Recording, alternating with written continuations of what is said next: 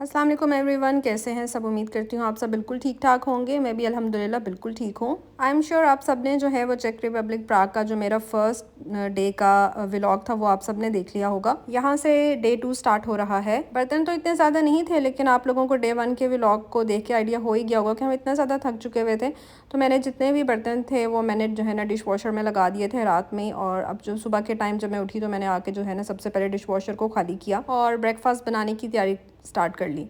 कुछ boneless chicken भी मैं साथ ही लेकर आई हुई थी। तो ब्रेकफास्ट के लिए मैंने जो है ना वो कुछ सैंडविचेस बनाने थे। उसके लिए मैंने जो है ना सबसे पहले चिकन का काम किया और उसके बाद नाश्ता वाश्ता बनाया। ब्रेकफास्ट करने के बाद जो है वो रेडी हुए और फिर जो है ना हम लोग बाहर निकल गए थे। जैसे कि पिछले व्लॉग में मैंने आपको बताया था कि हम लोग सिटी सेंटर में ही रह रहे थे, तो हमें हर जगह पे वॉक करके ही जाना होता था और ज़रूरत ही नहीं थी कि आप अपनी गाड़ी को निकाल लें और आप गाड़ी पे कहीं जाएं। ये रास्ते में चलते चलते हमें जो है ना एक आर्ट गैलरी नज़र आ गई, जिसमें जो है वो सारी हैंड पेंटिंग्स थी और सभी बहुत ही खूबसूरत बनी हुई थी। इनको खैर परचेज़ भी किया जा सकता था, और अगर परचेज़ ना भी करना चाहें तो वैसे भी देख सकते थे। खैर मुझे तो ये आर्ट गैलरी बहुत ही अच्छी लगी। बहुत ही प्यारी पेंटिंग्स लोगों ने बनाई हुई थी। कुछ की हम लोगों ने पिक्चर्स बना ली और ये सोचा कि हम इसे घर पे खुद ही ट्राई करेंगे बनाने का। घर से निकलते निकलते मिड डे तो हो ही गया था, और आज जो है ना वो कल की निस्बत दिन थोड़ा सा ज़रा ज़्यादा गर्म था। वो तो जैसे मैं आपको पहले ही बता चुकी हूँ कि आजकल जो है ना यहाँ पर दिन जो थे वो गर्म थे और सुबह और शाम बड़ी अच्छी प्लेजेंट सी थी। लेकिन अब शाम का इंतज़ार करते हुए हम सारा दिन वेस्ट तो नहीं कर सकते थे, इसलिए हम लोग दोपहर में ही निकल गए थे। ये वॉक करते हुए ही हमें जो है ना एक साइड पर ऐसे कुछ स्टॉल्स नज़र आए। यहाँ पे चेक रिपब्लिक और जो प्राग की जो है ना बहुत ज़्यादा स्वीनियर्स पड़े हुए थे और बहुत ही प्यारे प्यारे से थे। आपको पूरे सिटी सेंटर में बहुत ही ज़्यादा स्वीनियर शॉप्स नज़र आती हैं। वॉक करते करते जो है हम ओल्ड टाउन स्क्वायर में पहुँच चुके थे। ये प्राग की बहुत ही फेमस बिल्डिंग है, जो कि एस्ट्रोनॉमिकल क्लॉक इसको कहा जाता है। ये दुनिया की तीसरे नंबर की सबसे ओल्डेस्ट क्लॉक है जो स्टिल ऑपरेटिंग सिस्टम में है। हर घंटे के बाद जो है ना वो 10-15 मिनट्स का जो है ना इसके ऊपर एक छोटी सी परफॉर्मेंस होती है, लेकिन उस टाइम पे नहीं हो रही थी। तो हम लोगों ने सोचा कि कोई बात नहीं, वापसी पे, क्योंकि हर घंटे के बाद तो हो ही रही होती है, तो हम वापसी पे देख लेंगे।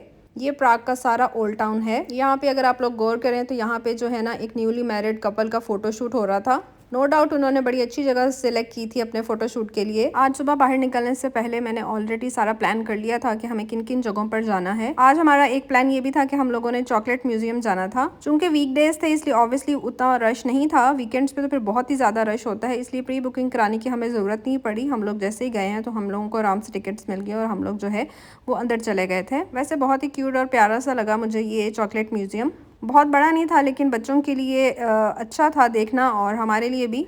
मैंने चॉकलेट म्यूजियम की किसी भी चीज़ को मिस नहीं किया। अच्छे तरीके से मैंने एक एक चीज़ की वीडियो बनाई है, और आई एम श्योर कि आपको प्राग के चॉकलेट म्यूजियम देखने की कतई ज़रूरत नहीं रहेगी अगर आप इसी को ही अच्छे तरीके से देख लेंगे तो। और एक इंटरेस्टिंग चीज़ यहाँ पर ये भी थी कि यहाँ पर जो है ना उन्होंने आपके लिए स्पीकर्स वगैरह भी लगाए हुए थे, और यहाँ से आप अपनी लैंग्वेज को सिलेक्ट करते थे जिस ज़ुबान में आप समझ सकते हैं, लाइक इंग्लिश में, या और भी बहुत सारी ज़ुबानें थी। उसमें से हम लोगों ने इंग्लिश को सिलेक्ट किया, तो जिस भी हम लोग रूम में जा रहे थे उस रूम की जो भी हिस्ट्री थी वो जो है हमें बताना शुरू कर देते थे स्पीकर के थ्रू इंग्लिश में। यानी साथ साथ आप म्यूजियम को देखते जाएं और साथ साथ जो जो वहाँ पे चीज़ें पड़ी हुई थी उनके बारे में जानने के लिए जो है आप अपनी वो ऑडियो जो उन्होंने लगाई हुई थी आप उसको सुनते जाएं। ऐसे साथ साथ जो है ना अच्छी सी इन्फॉर्मेशन भी कलेक्ट हो जाती है। मैं वैसे भी बहुत ज़्यादा फ़ैन हूँ म्यूज़ियम्स की। मज़ा आता है म्यूज़ियम्स को देखने का, और कुछ ना कुछ आपको नॉलेज भी मिल ही जाता है, नो डाउट। ये चॉकलेट म्यूजियम था, लेकिन इसका मतलब ये नहीं था कि यहाँ पे हर चीज़ जो है वो चॉकलेट ही की बनी हुई होगी। लेकिन जैसे चॉकलेट कैसे बनती है और क्या क्या उसकी हिस्ट्री थी, वो सारा कुछ जो है ना यहाँ पे आप लोग इजीली देख सकते थे। 1 आवर तो हमारा जो है ना वो आराम से यहाँ चॉकलेट म्यूजियम में गुजर ही गया था, क्योंकि हर चीज़ को देखने में, और फिर ये है कि साथ साथ हम लोग पिक्चर्स भी बना रहे थे, और इसके अलावा जो है ना उन्होंने जगह जगह पर चीज़ें लिख कर भी लगाई हुई थी। आप उसको भी पढ़ें तो आपको उस चीज़ के बारे में काफ़ी इन्फॉर्मेशन मिल रही थी। तो इस तरह से हमें हर रूम में काफ़ी ज़्यादा टाइम लग रहा था। आज का जो व्लॉग है ना वो पहले से थोड़ा सा ज़रा ज़्यादा लंबा है। वैसे तो इतना लंबा दिन था जो कि हम लोगों ने बाहर गुजारा, लेकिन ऑब्वियसली आप 12-13 घंटे की अपनी जो रूटीन है वो आप नहीं सारी दिखा सकते हैं, तो समझ लें कि उसको भी मैंने समराइज़ करके 15 मिनट्स में कवर किया है, ताकि आप सब जो इतने शौक से व्लॉग देख रहे हैं आप लोगों को भी तो कुछ देखने का और कुछ सीखने का मौका मिले। एक टाइम में जो है ना सिर्फ एक ही फैमिली जा रही थी, इसलिए अंदर ऐसा नहीं था कि आपको कोई रश मिलेगा या और भी लोग मिलेंगे, ऐसा कुछ भी नहीं था। सिर्फ हम लोग ही, मैं और मेरी फैमिली ही थी अंदर। और जब हम लोगों ने इसको ख़त्म कर लेना था, लाइक जब हम लोगों ने कंप्लीट कर लेना था सारा म्यूजियम देख के, तो फिर जो है नेक्स्ट फैमिली ने अंदर आना था। कोई टाइम लिमिट नहीं थी, जितने टाइम में आप इजीली देख सकते हैं आप आराम से देखें, एंजॉय करें, पिक्चर पिक्चर्स लें, कोई ऐसा मसला नहीं था, कोई रिस्ट्रिक्शन नहीं थी। टिकट्स भी ठीक थी इनकी, लाइक हमें फैमिली पैकेज मिला था और बहुत ज़्यादा एक्सपेंसिव नहीं थी ना बहुत ज़्यादा कम था, मतलब ठीक था। ऑब्वियसली म्यूजियम्स में आप लोगों ने इस तरह की किसी जगहों पे जाना हो तो टिकट्स के बगैर तो नहीं जाते। बहुत ही कम म्यूजियम्स होंगे जहाँ पे जो है ना आपको अलाउ होगा कि आप टिकट्स के बगैर चले जाएं। वैसे आज तक मैं तो ऐसे किसी म्यूजियम में नहीं गई जहाँ पे टिकट्स ना हो। ऑब्वियसली उन्होंने अपने म्यूजियम की मेंटेनेंस के लिए हम लोगों से ही पैसे लेने होते हैं। खैर जहाँ पे म्यूजियम एंड होने वाला था ना, वहाँ पे तो बहुत ही मज़े की चीज़ थी। यहाँ पे जो है हर टाइप की चॉकलेट्स उन्होंने रखी हुई थी और आप जितनी मर्जी खाएं पिएं, ये आपके लिए समझ लें एंड ऑफ द म्यूजियम के एंड पर जो है ना आपके लिए एक छोटी सी ट्रीट थी उनकी तरफ से। यहाँ पे डिफरेंट टाइप की चॉकलेट्स थी, डार्क चॉकलेट्स थी, मिल्क चॉकलेट थी और भी पता नहीं कौन कौन सी चॉकलेट्स थी। जो भी डार्क चॉकलेट तो खैर बहुत ही डार्क थी और बहुत ही ज़्यादा, मुझे तो खैर उसका फ्लेवर बिल्कुल भी अच्छा नहीं लगा, मेरा तो मुँह बिल्कुल कड़वा हो गया था। लेकिन ये है कि बड़े मज़े की बाकी सारी चॉकलेट्स थी, जितनी मर्जी खाएं तो हम लोगों ने बड़े मज़े से, जितनी हमारा दिल कर रहा था हम लोगों ने आराम से खाई। ये सबसे मज़े की और इंटरेस्टिंग चीज़ लगी हम सबको ही, इवन बच्चों को तो नो डाउट कि उनको जो है ना आराम से एंड पे चॉकलेट, सरप्राइज चॉकलेट मिल गई। सो ये चॉकलेट म्यूज़ियम का जो है ना लास्ट रूम था और बस यहाँ से जल्दी जल्दी से मेरी फैमिली तो बाहर निकल गई थी, लेकिन मैंने जल्दी से सोचा कि आपके लिए इस रूम की भी वीडियो बना लेती हूँ और बस फिर यहाँ से हम लोग बाहर निकल गए थे। ये चॉकलेट म्यूज़ियम से निकल के ही इन चॉकलेट म्यूज़ियम वालों की अपनी ही शॉप थी जहाँ पे फुल जो आपकी इनकी शॉप थी ना वो चॉकलेट से भरी हुई थी और इस शॉप का नाम था चोको स्टोरी प्राहा। यहाँ पे आप लोग बिल्कुल भी कंफ्यूज नहीं होएगा कि प्राहा क्या है। प्राहा जो है ना वो प्राग को ही कहा जाता है। इस पूरी शॉप में बेइंतहा चॉकलेट्स हैं, लाइक कोई भी ऐसा मेरा नहीं ख्याल कि दुनिया की कोई चॉकलेट होगी कि जो इस शॉप में नहीं थी। लाइक यहाँ पे आप लोगों ने परचेज़ करके ही ऑब्वियसली चॉकलेट खानी थी। खैर यहाँ से थोड़ा बहुत जो है ना वो बच्चों ने लिया और उसके बाद हम लोग यहाँ से बाहर निकल गए।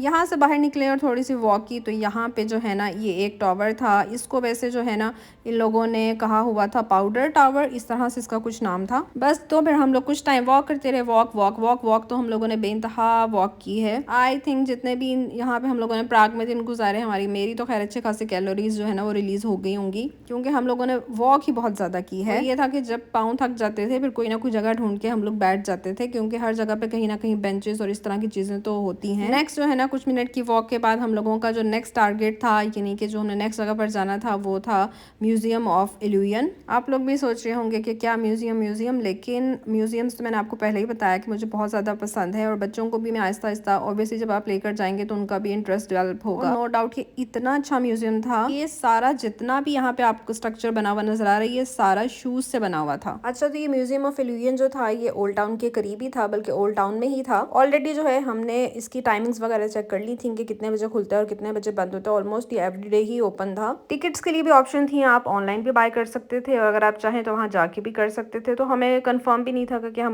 हम जो है वहाँ पे जा सकते हैं कि नहीं, तो इसलिए हमने ऑनलाइन तो बाय नहीं किया और हमने सोचा कि अगर आज हम वहाँ पे पहुँच जाते हैं, बीच में हम कोई और प्लान नहीं कर लेते, तो फिर हम वहाँ जाके ही बाय कर लेंगे। आई थिंक बच्चों के लिए थोड़ी सी टिकट्स की प्राइसेस कम थी और अडल्ट्स की निस्बत। ये एग्जैक्टली मुझे अच्छी तरीके से याद नहीं है, शायद यहाँ पे ये था कि बच्चों के लिए शायद फ्री ही थी और हम अडल्ट्स की सिर्फ टिकट्स की प्राइस थी। यहाँ पे भी कोई ज़्यादा रश नहीं था, जैसे कि मैंने आपको बताया कि वीकडेज थे, तो वीकडेज में ऑब्वियसली इतना ज़्यादा रश नहीं होता। ज़्यादा रश हमेशा जो है ना पब्लिक प्लेसेस पे वो वीकेंड्स पे ही होता है। ये ऐसी जगह है जहाँ पे आंखें देखती कुछ और है और दिमाग जो है वो समझता कुछ और है। जो सामने बनी हुई पिक्चर होती है एक्चुअली वो होती नहीं है, लेकिन जब आप उसको किसी लेंस के थ्रू या डिफरेंट जो है ना एंगल के थ्रू देखते हैं तो वो फिर कुछ और ही नज़र आ रहा होता है। आप में से जब भी कोई प्राग आए तो म्यूजियम ऑफ इल्यूजन को जो है ना वो खुद पर्सनली विजिट करे, आप लोगों को बहुत ही इंटरेस्टिंग लगेगा। ऑब्वियसली व्लॉग में मैं इतना सारी चीज़ों को कवर नहीं कर सकती थी, लेकिन बहुत सारी चीज़ें ऐसी ही होती हैं जिसको जब आप खुद देखते हैं ना तो उसका ज़्यादा मज़ा आता है और आपको चीज़ें खुद से ज़्यादा से समझ में आती हैं। यहाँ की सबसे अच्छी एक चीज़ मुझे ये लगी कि यहाँ पे कहीं पे भी ये नहीं लिखा हुआ था कि यहाँ पे हाथ लगाना मना है या इसको टच करना मना है, ऐसा कहीं पे भी नहीं था, बल्कि ऑब्वियसली हर चीज़ जो है ना वो एक्सपीरियंस करने के लिए थी। डिफरेंट लेंस लगे हुए थे और आप जब लेंस के थ्रू देखते थे तो वो चीज़ आपको और भी ज़्यादा क्लियर उसका व्यू नज़र आता था और समझ में आता था कि एक्चुअली इन लोगों ने बनाया क्या हुआ है। और जब हम लेंस के बगैर उसको देख रहे होते थे तो फिर जो है ना आपको वो समझ नहीं, बेसिकली आप बहुत ज़्यादा गौर करना पड़ता था, फिर समझ में आता था कि ये चीज़ एक्चुअली बनी क्या हुई है। लेकिन जैसे आप लेंस के थ्रू देखते थे तो वो आपको बिल्कुल क्लियर हो जाता था। अच्छा, म्यूजियम ऑफ इल्यूजन जो है ना वो बहुत ज़्यादा बड़ा नहीं था, लाइक था तो बड़ा ही लेकिन इतना ज़्यादा नहीं था, लेकिन उसमें इतनी ज़्यादा चीज़ें देखने के लिए थी और हर चीज़ को आपने एक्सपीरियंस करना, तो उसमें अच्छा खासा हमारे आई थिंक 2.5 आवर तो आराम से जो है ना यहाँ पे लग चुके थे और बहुत सारी चीज़ों को तो हम आहिस्ता आहिस्ता स्किप भी कर रहे थे थे क्योंकि एंड पे चल चल के जो है ना वो पाँव थक रहे थे। और मुझे यहाँ पे ये याद आया कि मैंने आप लोगों को ये तो नहीं बताया कि जो है प्राग में चेक रिपब्लिक की जो करेंसी है वो क्या है। सो चेक रिपब्लिक में जो है ना वो वहाँ पे चलते हैं क्रॉन, जिसको चेक क्रॉन कहा जाता है। जैसे हर कंट्री की अपनी करेंसी होती है, इसी तरह से चेक रिपब्लिक की करेंसी का नाम था चेक क्रॉन। म्यूजियम का ये वाला पार्ट तो बहुत ही प्यारा था और बहुत ही इंटरेस्टिंग था। यहाँ पे तो पिक्चर्स बनाने का बहुत ही मजा आया। सिर्फ तो ये वॉल के ऊपर इस तरीके से ये तस्वीरें बनाई हुई थी कि जब आप इसके साथ खुद खड़े होकर अपने कैमरे में तस्वीर बनाते थे तो ऐसा लग रहा था कि ये हकीकत में ये चीजें हो रही हैं। हर हाल शायद मैं इतना अच्छा एक्सप्लेन नहीं कर पाऊंगी अपनी इस सारी फीलिंग्स को, या इतना अच्छा एक्सप्लेन नहीं कर पाऊंगी कि म्यूजियम कैसा था और वहाँ पे क्या हो रहा था।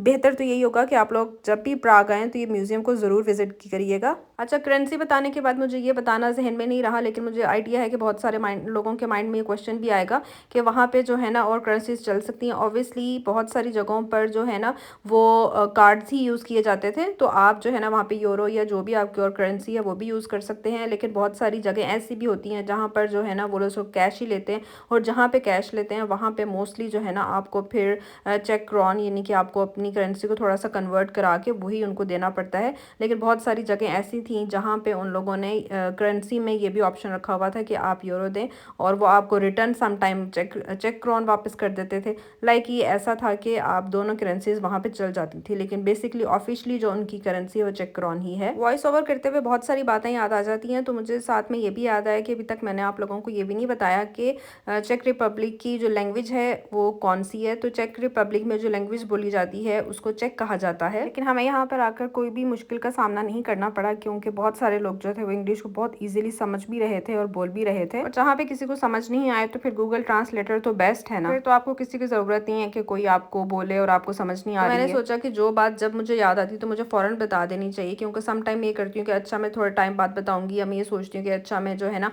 वो नेक्स्ट व्लॉग में बताऊंगी, फिर वो बातें हैं ना जो स्किप हो जाती हैं, फिर व्लॉग अपलोड करने के बाद याद आ रही होती है।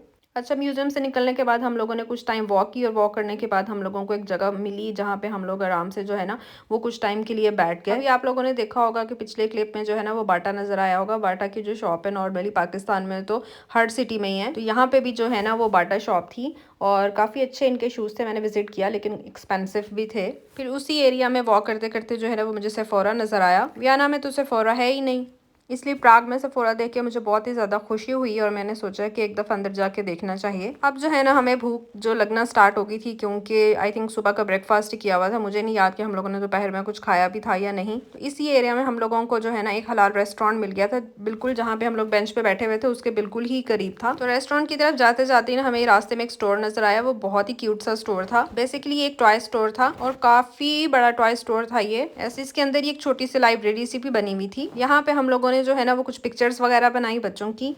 स्टोर को हम लोगों ने अच्छे से विजिट किया और मुझे तो बहुत ही क्यूट लगा। छोटी छोटी सी इतनी क्यूट क्यूट सी चीज़ें थी, लेकिन माशाल्लाह माशाल्लाह बच्चे अब ग्रोन अप हैं और उनको इस तरह के टॉयज़ में कोई इंटरेस्ट नहीं है, इसलिए सिर्फ देखा ही और बस। फिर देखने के बाद जो है ना जहाँ जहाँ पे ये देखें कितना क्यूट सा उन्होंने ट्री बनाया हुआ था। ये जो है ना वो बच्चों की एक छोटी सी लाइब्रेरी सी बनी हुई थी और उसके करीब ही उन लोगों ने बनाया हुआ था और बच्चे यहाँ बैठ के बुक्स भी रीड कर रहे थे। और बस फिर यहाँ से हम लोग निकले और जो रेस्टोरेंट था वो भी बिल्कुल वॉकिंग डिस्टेंस पे था, हार्डली 2-3 मिनट्स की वॉक पे था। ये एक अरबिक रेस्टोरेंट था। अभी आई थिंक 6:30 और 7 o'clock के दरमियान में कोई टाइम था। वैसे नॉर्मली हम रूटीन में भी इतने बजे तक डिनर कर लेते हैं, क्योंकि ये एक्चुअली डिनर टाइम नहीं था। लोग तो ज़्यादातर ऑब्वियसली समर डेज हैं 8 या 9 o'clock तक भी डिनर करते होंगे, इसलिए रेस्टोरेंट में कोई बहुत ज़्यादा क्राउड नहीं था। बस फिर हम लोगों ने अल्लाह का शुक्र अदा किया और डिनर किया। अच्छा, वीडियो के स्टार्ट में आप लोगों ने देखा होगा कि यहाँ पे मैंने आपको इस क्लॉक के बारे में बताया था, लेकिन उस टाइम पर हम लोगों ने यही डिसाइड किया था कि हम लोग जो है ना इवनिंग में आके देख लेंगे वापसी। डिनर करने के बाद हम लोग बाहर वॉक ही कर रहे थे जब मुझे नजर आया कि यहाँ पे काफी ज्यादा रश हो रहा है। यानी वो परफॉर्मेंस जो हम सुबह मिस कर चुके थे अभी हम उसको देख सकते हैं, क्योंकि मैंने आपको बताया था कि शायद वो 1 घंटे के बाद 5-10 मिनट्स के लिए परफॉर्मेंस होती है। तो सब लोग जो है ना वो कैमरा खोल के अपना खड़े हुए थे कि अभी बस स्टार्ट होगा, अभी बस स्टार्ट होगा। और हम लोगों ने भी खैर ऐसे ही किया हुआ था कि कैमरा खोला हुआ था कि किसी भी टाइम स्टार्ट हो जाएगा। और साथ साथ जो है ना मैं अपनी वॉच पे भी देख रही थी कि मेरे ख्याल से उस टाइम 9 o'clock होने वाले थे। तो आप लोग भी सोच रहे होंगे 9 o'clock पे इतनी रोशनी। प्राग में जो है ना उन दिनों में 9:20 पे मगरिब हो रही थी और जैसे 9 o'clock हुए ना फॉरन की परफॉर्मेंस स्टार्ट हो गई थी और इतनी ज़्यादा क्यूट थी ना वो। सामने विंडोज़ के अंदर से छोटे छोटे से करैक्टर्स निकल रहे थे और बहुत ही प्यारे थे वो।